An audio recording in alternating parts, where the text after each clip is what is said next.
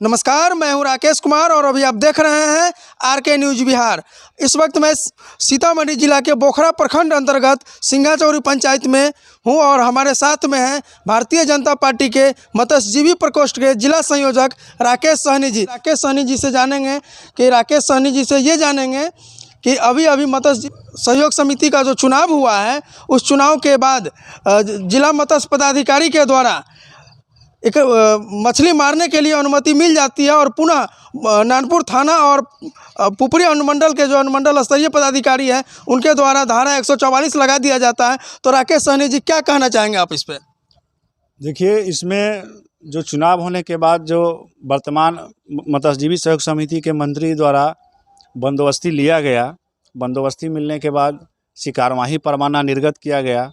1-2 दिन शिकारमाही का काम भी शुरू हुआ, लेकिन नानपुर थाना द्वारा गलत रिपोर्ट पेश करके और इसमें अनुमंडल विकास पदाधिकारी द्वारा भी कहीं ना कहीं मनमाने तरीके से काम किया गया है, जो धारा 144 एवं 107 57 जलकरों पर लगा दिया गया है। इससे प्रखंड के मछुआरों के रोजी रोटी पर असर पड़ रहा है, क्योंकि आपको जानकारी दे दें कि पिछले 5-6 महीने से इस पर प्रशासक की बहाली थी, जिससे मछुआरों का रोजी रोटी प्रभावित हो रहा था। सरकार ने चुनाव कराया, चुनाव कराने के बाद नए स्तर के जो भी मंत्री बने उन्होंने बंदोबस्ती लिया। बंदोबस्ती मिलने के बाद शिकारमाही होनी चाहिए थी। दूसरे पक्ष से बिना किसी साक्ष्य को देखे हुए मनमाने तरीके से जो प्रशासन द्वारा यह काम किया गया, यह कहीं ना कहीं जंगल राज पार्ट 2 का संकेत है। हम लोग इस संदर्भ में विभागीय पदाधिकारी को पत्र लिखे हैं और कोशिश करेंगे कि इसके लिए विधानसभा शुरू होती है तो वहाँ पर हमारे नेता, विपक्षीय नेता इसका क्वेश्चन उठाएंगे वहाँ पे कि प्रशासन ने ऐसा मनमानी क्यों किया। ज़रूरत पड़े तो हम लोग जिला स्तर पर धरना देने के लिए भी तैयार हैं। हमें जो जानकारी मिली है क्षेत्र में कि पूर्व में जो मछुआरा उस पोखर में मछली रखे हुआ है और उसको वर्तमान में जो नए मंत्री जीते हैं और वो अपने तरीके से मछली मरवा रहा है, ये भी तो कहीं ना कहीं जो है अपराध कर रहे हैं कि दूसरे आदमी का मछली। अगर आप जीत गए हैं तो जो मछुआरा मछली रखे हुए हैं उनको मारने के लिए कुछ ना कुछ समय मिलना चाहिए। बिल्कुल सही सवाल है आपका कि कुछ ना कुछ समय उनको मिलना चाहिए। लेकिन आपको जानकारी के लिए बता दें कि बंदोबस्ती की अवधि जो सीमा थी वो 30 जून 2022 थी।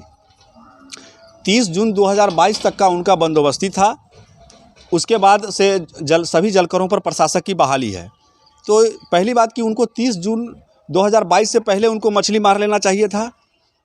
और आपको ये भी बता दें कि 2 साल का बकाया राजस्व जो नए मंत्री बने हैं उन्होंने भरा है।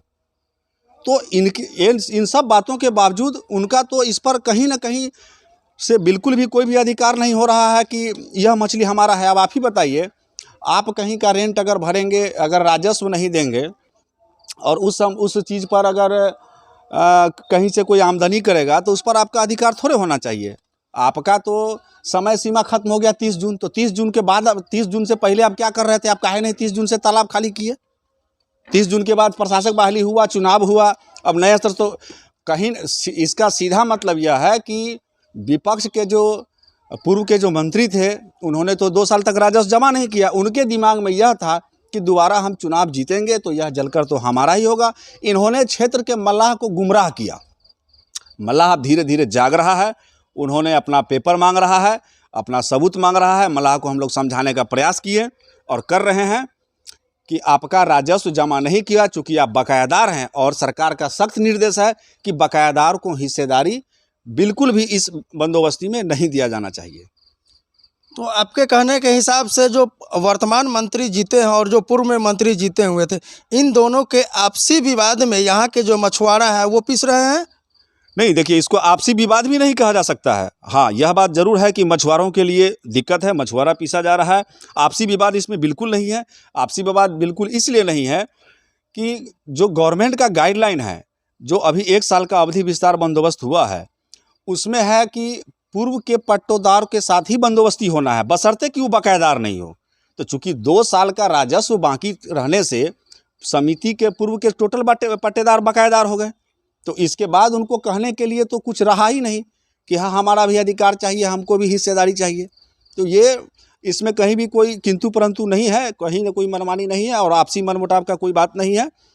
बस गुमराह करके, प्रशासन को गलत कन्वेंस करके। और आपको जानकारी दे दें कि नानपुर थाना द्वारा जो रिपोर्ट सौंपा गया है, जो हम लोग 144 का नकल लिए हैं, उसमें नानपुर थाना अध्यक्ष का एक बयान है कि गुप्त सूचना के आधार पर पता चला कि खून खराबा हो, गुप्त सूचना के आधार पर पता चला कि मछली पहले के लोगों का है। भाई गुप्त सूचना क्या होता है? आप प्रशासन से पूछिएगा कि गुप्त सूचना क्या होता है। जब दोनों का विवाद है तो इसमें गुप्त सूचना क्या? आप जानकारी लीजिए, आप पेपर देखिए। रह गया बात कि उनके दिमाग में हो कि विवाद है, खून खराबा हो सकता है, तो प्रशासन किस लिए है?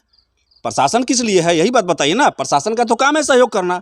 अगर जिसका सही दस्तावेज है, सही कागज है, तो आप उनको सहयोग कीजिएगा ना, ये कि उस पर रोक लगा करके लोग के रोजी रोटी मारिएगा।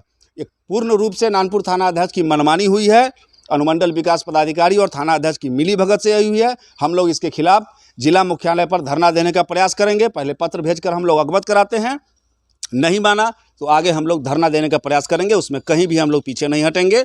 और इस तरह का रवैया जो जंगल राज पार्ट 2 का चल रहा है, ये हम लोग इसके खिलाफ आवाज़ उठाएंगे। आप ये कह रहे हैं कि नानपुर थाना के द्वारा या फिर पुपरी अनुमंडल विकास पदाधिकारी के द्वारा मनमाना किया जा रहा है?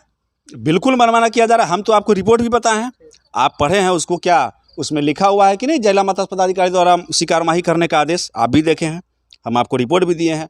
आप प्रशासन से पूछिए कि किस आदेश पर वो 144 लगाए, उन्होंने दूसरे पक्ष का क्या दस्तावेज देखा, उनको जवाब देना होगा। इसमें कहीं कोई संदेह नहीं है। इस तरह का मनमानी चलेगा तो हम लोग इस पर सवाल खड़ा करेंगे, ज़रूरत पड़ा तो धरना भी देंगे। यह बात हम आपको बता भी दिए हैं, इसमें कहीं कोई शक की बात नहीं है। बहुत बहुत धन्यवाद। जी धन्यवाद।